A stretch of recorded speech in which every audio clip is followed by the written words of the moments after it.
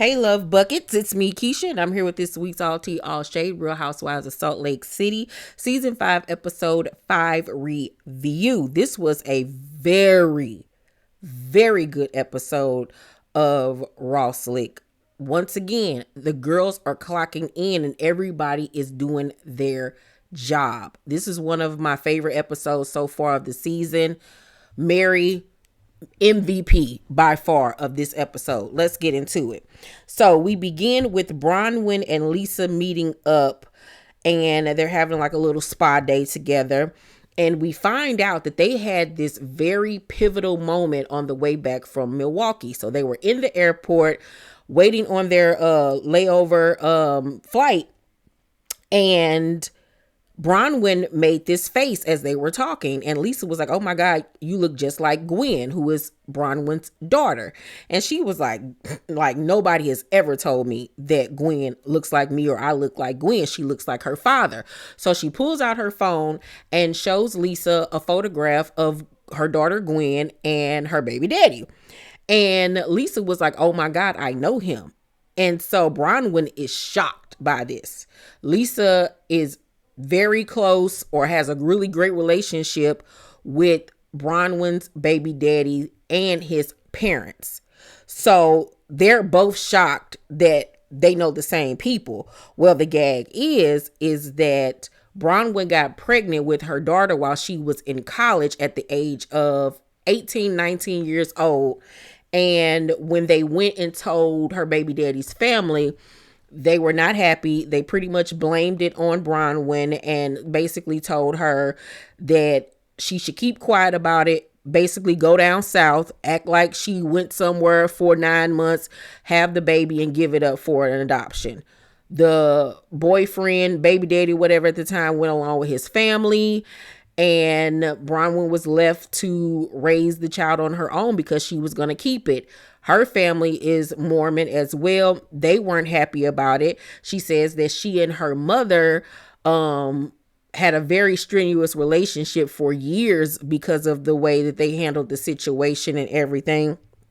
And Brian was just really emotional about the situation because she was a single mom, really with no help for real. And it really hurt her how his family did her, because not only was he not there for her when she got pregnant and had their daughter, but when Gwen was 2 years old, the baby daddy passed away, and she found out about it on, I believe, social media or something like that.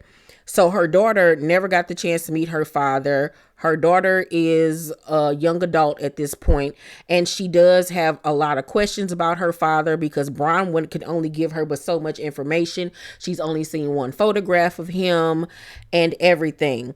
So Lisa tells her, after the conversation that we had, I actually went and spoke to his parents. And I will say this also in this scene, that Lisa actually did tear up during this conversation. And I was like, okay, that's real tears. I saw real tears coming out of her eyes. She was really, truly affected by this. All the other times she be crying, child, is so fake. But anywho, Lisa says that, she reached out to them. She told them the story, and that they said that they really do want to meet Gwen. It's time now, and they want to get to know her. Bronwyn, however, is really struggling with this because of the way that they treated her. And, she's just really high off a lot of emotion and really doesn't know what to do about it, because she doesn't want to hinder her daughter from getting to know more about her dad. But this is like huge for her, and it's bringing up a lot of past trauma. And this, backstory on Bronwyn is so deep, and a lot of women have gone through that, you know what I'm saying?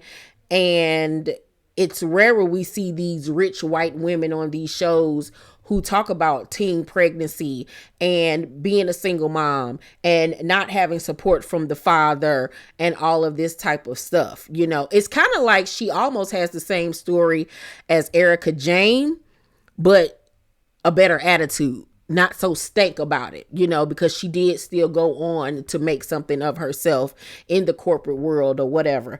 But I have to say, Bronwyn is doing a fantastic job. She is a great casting hire, a great housewife. She's coming with the fashion, beauty, the money, but she's also coming with heart and an actual story to tell, and it's not something gimmicky or anything like that. She's having a stellar season thus far. Gotta give it up to Bronwyn. Heather, Whitney, and Brittany go skiing together, and afterwards they standing around and they're talking, and it's revealed that Jared sent Brittany bouquet of flowers and a little unicorn teddy bear and a really beautiful note. So obviously she sucked back in again, child. And this why with people like her, you don't even get involved. You just let her be stupid on her own time. Like, no, ain't nobody got time to be dealing with Brittany. Whitney shares with them that she got a phone call from the hotel in Milwaukee stating that somebody left behind a necklace. And she was like, did it have Prism written on it? And they were like, yeah. And she was like, which room? And the room number was the room that Lisa was in. So she finds out that the necklaces she gifted everybody from her jewelry line, that Lisa left it behind and did not want it. So for Whitney, that was literally the ultimate fuck you to her face. And she really is feeling some type of way about the whole entire situation. I would have just gave it back to her right then and there. If I ain't wanted it, I wouldn't have taken it. I'd have been like, thanks, but I think you should give this to somebody else that would appreciate it some more. That would have been an even bigger gag to do it right there in her face. So then Heather tells Whitney that Lisa was the one that told Meredith about this Alibaba stuff with the Prism jewelry. So Whitney is like, oh my God, I'm thinking that it was Meredith, but in all actuality, it was apparently Lisa that started all of this. So now she's like, well, I'm wondering, is Lisa the one that has been putting this out there on social media? And they were like, you really think that it's Lisa? And she was like, yeah, I do. And I'm like, Whitney, you over here playing a game of Clue. Last week, you just thought that it was Meredith. You was ready to find out it was Meredith and put her on a crucifix. Now this week, somebody told you it was Lisa. So now you like, yeah, she was the one that did it, Heather. It's like, you don't know anything, Whitney. Whitney just likes to go sniffing around like a little dog, just trying to find something to eat. Like, please, Whitney, you are not Inspector Gadget, okay? You ain't even Nancy Drew. Please stop. Over at Mary's Wax Museum that she calls a home, she's getting ready to leave and she checks on Robert Jr. She's Robert. Robert Jr. literally has wooden letters above his door that spell out Robert Jr. like a 10-year-old. He comes out, yeah, Mom. And she was like, I'm just checking on you. Have you eaten? No, I haven't. Can you give me some money? And she was like, money for what? So I can get something to eat. And she was like looking at him sideways like, do you really want money to eat? Or do you want money for something else? And it's obvious that at this point, she knows about his schmug use and she's concerned. He looked high. He looked like he was high off pills. He looked like he was zoned out. And so she was like, you need to take care of your body. You need to eat or whatever. She didn't say whether or not she was going to give him any money. So he was like, okay, I'm about to go back in my room and go lay down and go to sleep or whatever. And she just looked at him and, was like, Lord, cover him. And I feel bad for Mary because you can kind of see that, obviously she's obsessed and loves her son. And I think that she knows at that point what was going on. And I think she probably found out, maybe through social media, or maybe she found out, on her own or whatever. But I think that Mary is one of those people that's probably so heavily into church and stuff that she don't even know what to do with a situation like that. And I think she probably was still in kind of like disbelief that her son would end up like that. And she even said in the scene that Robert Jr. isn't in a good space because of his lifestyle.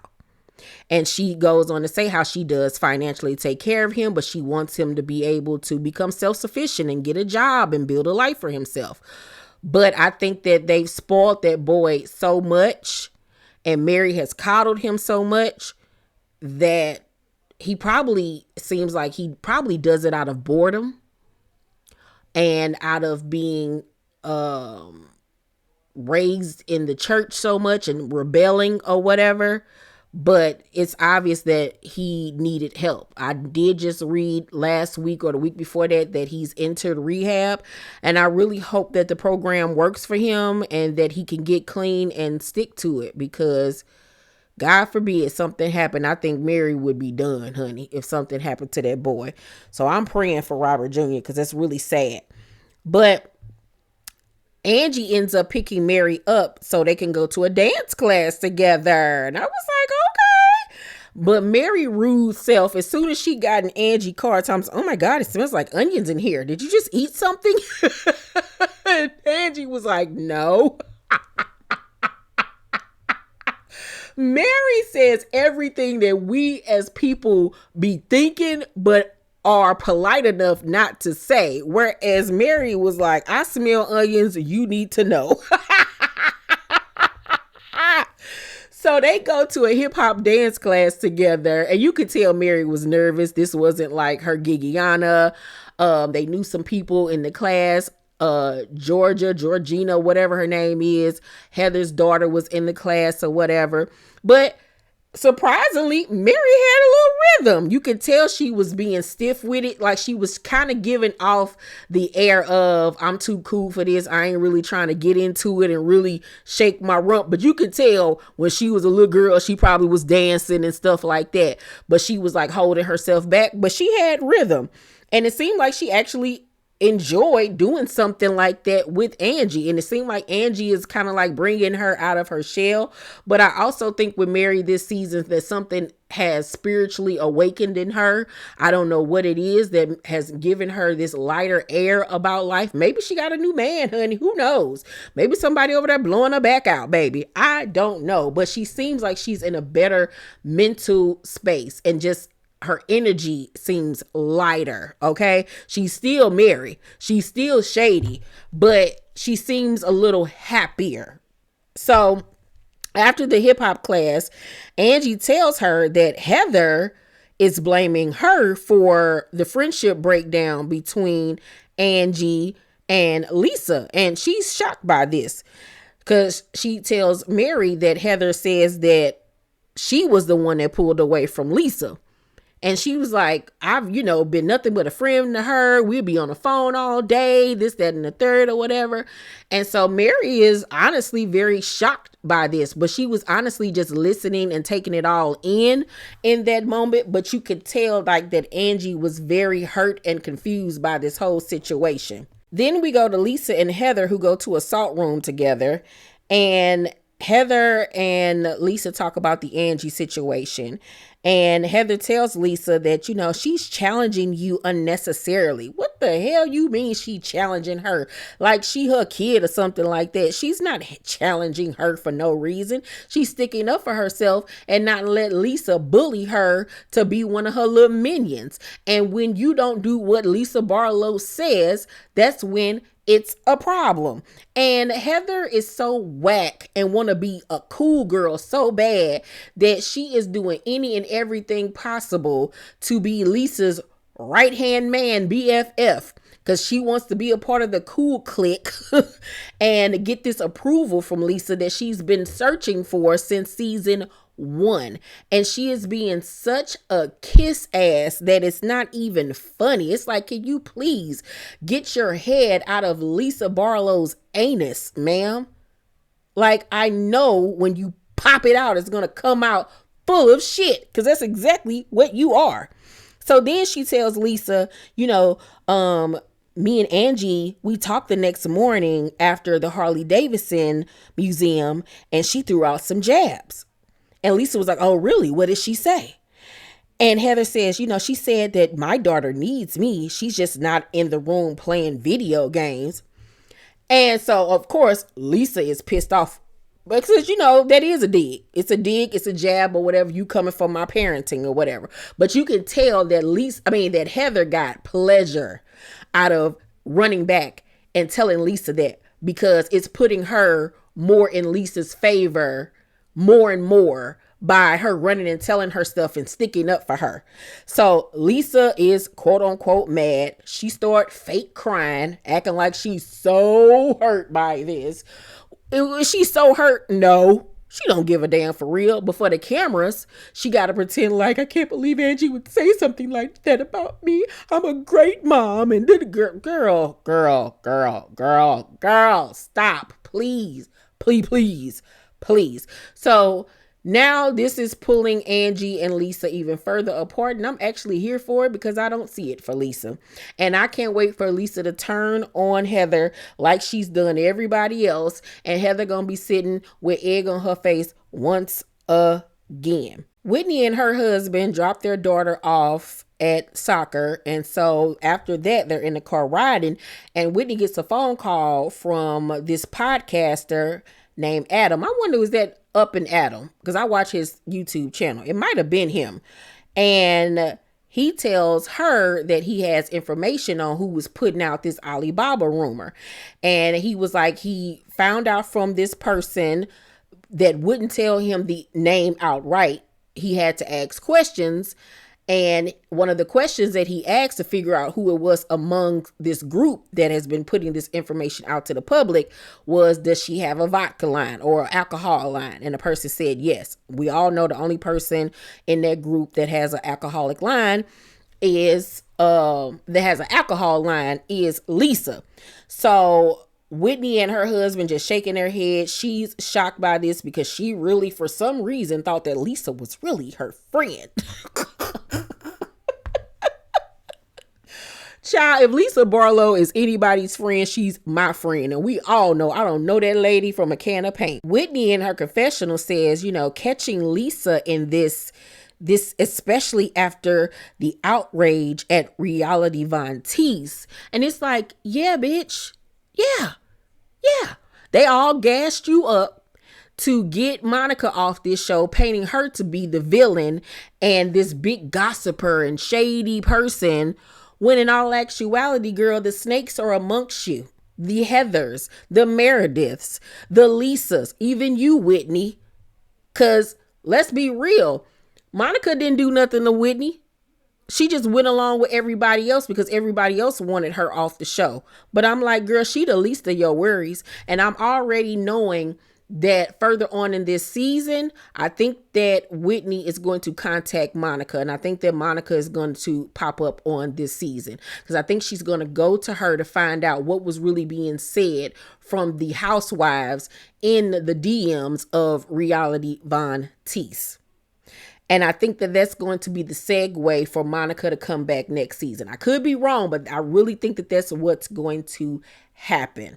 But yeah, all of these heifers faking that outrage over Monica were full of crap. They didn't want Monica on the show because they knew that Monica knew where all the bones were buried.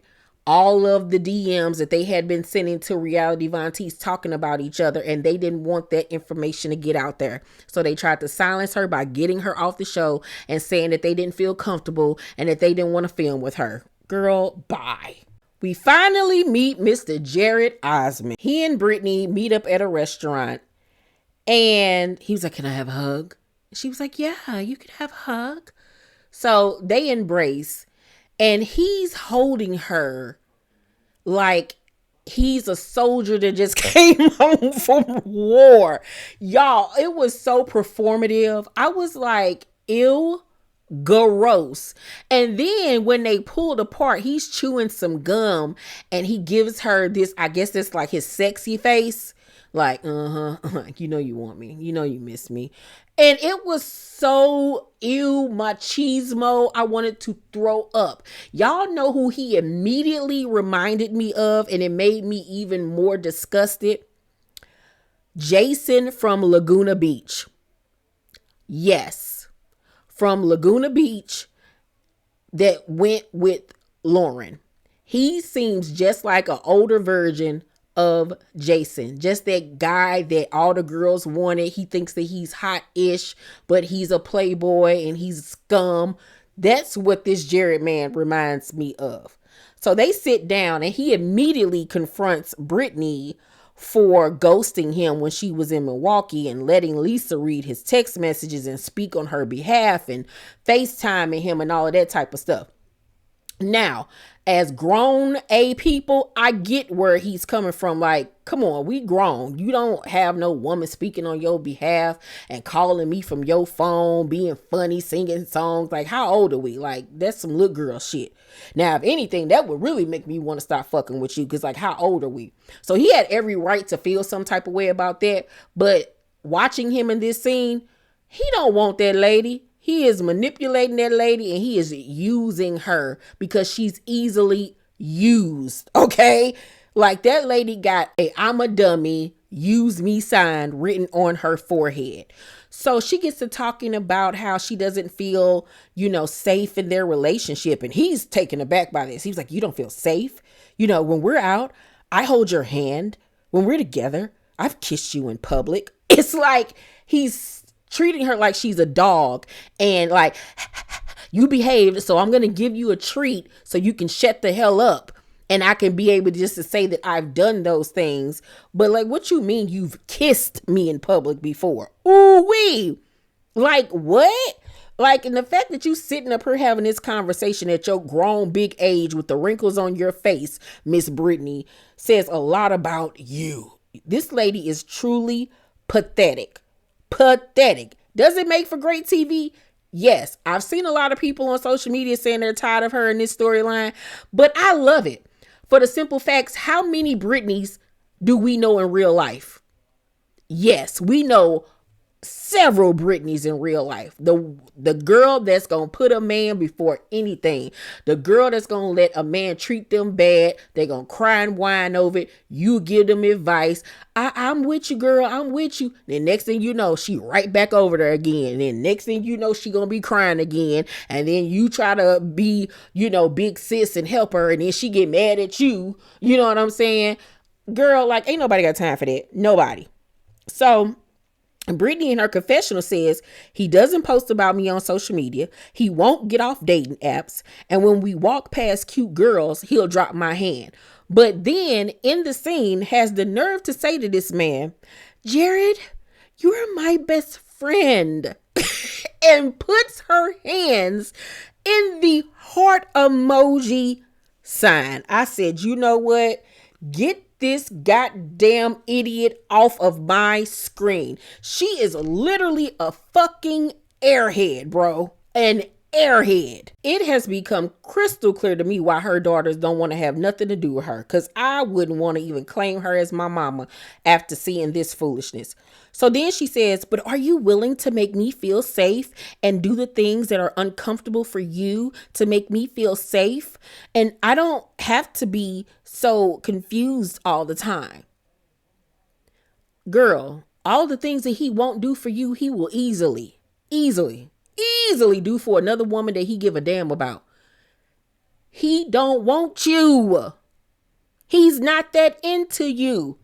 The only reason why that man is still around her is because he's getting something out of it. Whether it be schmecks, whether it be money, whether it be a place to sleep, stay, whatever. Or the fact that she feeds his ego in some type of way.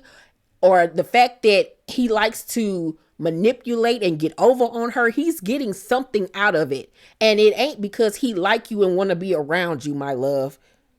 And she's so pathetic that she refuses to acknowledge that. Like, what are you getting out of this? Obviously, nothing but tears and heartache. So Jared was like, "I've given you everything I can." And Brittany says, "So that's a no." And he says to her, "I'm a really good guy, Brittany. It's okay." Like, she's hurting him.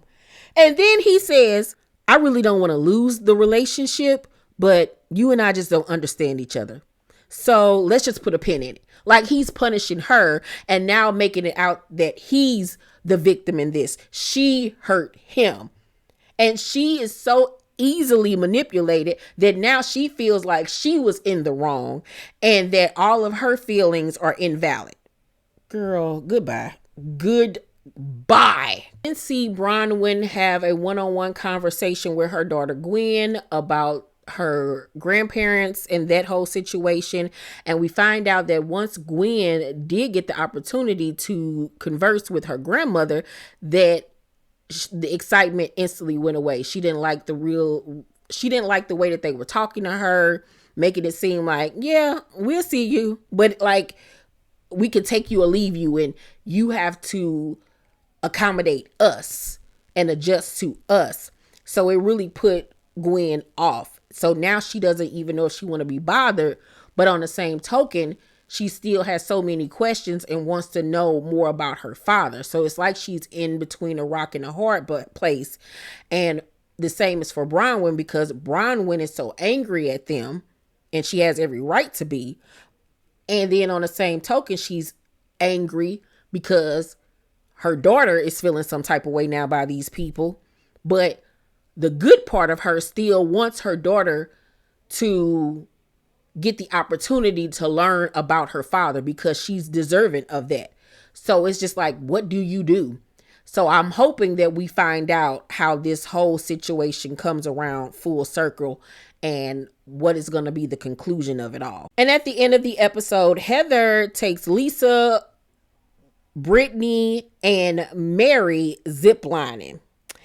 And they have a really great time. We find out that Mary has ziplined before.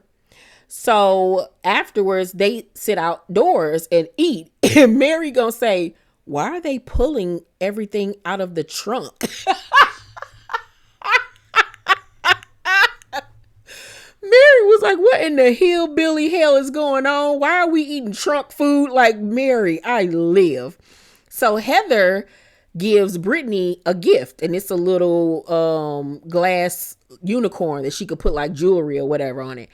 And she says that the reason why she's giving it to her is because, you know, when she came home, Jared had all these gifts for her, and one of them was a stuffed animal unicorn. So they were like, oh my God, what's going on with that? You like kicked them to the curb, right? And she was like, you know, well, I really am angry about that. And they were like, why? And she was like, because Lisa, what you did was really wrong. And she tells Lisa, you know, why are you so invested in my relationship? And Lisa is taken aback, like, bitch, what? Like, I was trying to help you. Like, are you for real? You turn this around on me when you were the one asking me for help? Like, really? So Brittany was like, you were so mean to him. And Lisa was like, he deserved it. He was literally writing over and over again, bestie, bestie, bestie. You're not even his girlfriend. This lady gonna say, I was his girlfriend. He just likes to be private about it.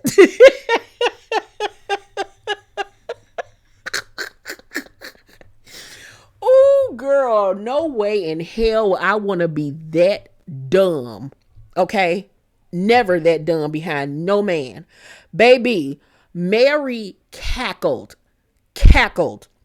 So Brittany says, I just want to be in a good space with him where I can at least be friends. And what you did might have ruined that forever. Stay out of it. It's none of y'all business.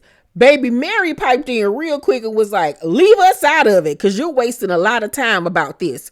And Brittany was like, I will 100% leave you out of it. And Mary said, good. Thank you so much. And then Lisa and Heather was like, leave us out of it too. And Brittany was sitting there looking stupid, because we all know how this story is going to end. Like, girl, fuck you. So then Mary was like, ain't nobody got time for this. So Heather then mentions that, you know, Mary saw her daughter at dance class. And the other girls like, how? Like, what dance class did you go to? What type it was? Because Mary is being very evasive about the situation. And Mary was like, oh, I don't know. The wind blew her to me and I blew it back. Because Mary is playing the game. Mary looking like, y'all not about to play with me. I already know y'all know that I saw Heather's daughter at dance class. That's why Heather's bringing it up. And y'all already know who I was with. So stop asking me questions y'all already know the answer to. So I'm just going to sit up here and give y'all some dumb, sarcastic answers. Y'all want to play dumb? I'm going to act dumb. So Brittany was like, how did you see Georgia? And Mary says, I just told you, through the wind. The wind blew us together. Baby, I almost started saying I saw somebody in the wind, child. So Heather was like, she saw my daughter in a dance class, da da da da. So they were like, who are you there with? Mary, still fucking with him, and then was like, I was there with Angie. Lisa's face immediately drops. She is bothered. And she was like, well, yeah, I haven't spoken to Angie since Milwaukee. And Mary was like, why? I don't know why. And Mary was like, well, the last time you were around her, you were calling her the B word. So here come Heather, big brolic self, big back, Big Mac looking ass, saying, cause she was being snarky behind her back. Lisa says she insinuated I was a bad mom. Guys, when Heather told me that, I cried.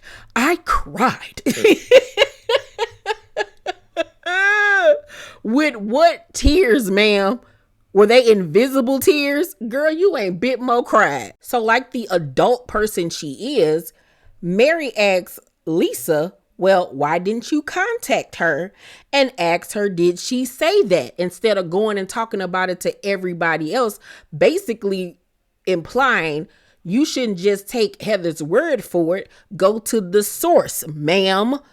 And Lisa was like, no, I'm not. Like, she could come talk to me. And so Heather was like, I feel like she was taken by surprise. And Mary was like, I also feel that you champion Lisa. And Heather was like, I do champion Lisa. And Mary says, but you've known Angie since high school. Baby, Heather got to yabba dabba doing. Toast, yeah, but I mean, what you're saying is true, but you know, and it's like, yeah, girl, yeah. And I was so happy that Mary was calling it out and clocking it, and they were not expecting for Mary to stick up for Angie. They were not expecting that at all. And that's why when they were asking her, what dance class did you go to? Who were you going to? She was being funny about it because she knew that they were going to start talking about Angie in front of her. So she was trying to avoid the conversation, but they kept on trying it. And like I said, they wasn't ready for the fact that Mary was going to stick up for Angie. Mind you, the whole time they're having this conversation, Heather still has mud on her mouth, on her lips. And I'm looking at her like, you dingleberry. You big dingleberry. You's a nasty bitch, okay? Because they had already told her she had mud on her mouth. And she didn't even bother to wipe it off. You know how many pieces of bacteria and probably fungi and doo-doo was in, like, gross. She is nasty, okay? Nasty. She needs to be a part of the Wyatt Six. And for any wrestling fans, you know the reference. So Mary then says to Heather, that's kind of two-faced. And Heather was like, I don't feel like it is. I will say the same thing to her face. And Mary said, oh God, here we go. She says, my thing is with you, I feel like you leave a trail of lies. And Heather had the nerve to rear back in surprise. And like, she was so shocked. And Mary was like, yeah, like the black eye, the fact that you champion body positivity, and now that's a lie too. Because remember last season when Heather took her big behind on Watch What Happens Live and had on that Gucci corset and lied and said, this is a Gucci corset. And when they asked Mary about it, when she came on, she was like, well, Gucci doesn't make things in that size. And everybody got on Mary. She wasn't body shaming her. She was just stating facts that it wasn't a real Gucci outfit. She didn't get that from Gucci. She had it made. Okay? Because Gucci does not go up in 2+ sizes. Okay, so everybody was trying to get on Mary and say she's fat shaming her and body shaming her. And then as soon as Heather got on Ozempic, now it's you shouldn't be fat, and all of this type of stuff.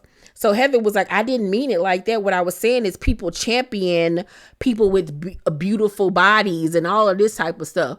And I'm like, okay, girl, what the hell ever. But they were not ready for Miss Mary. This was Mary's episode, honey. Mary got them heifers together real quick by herself.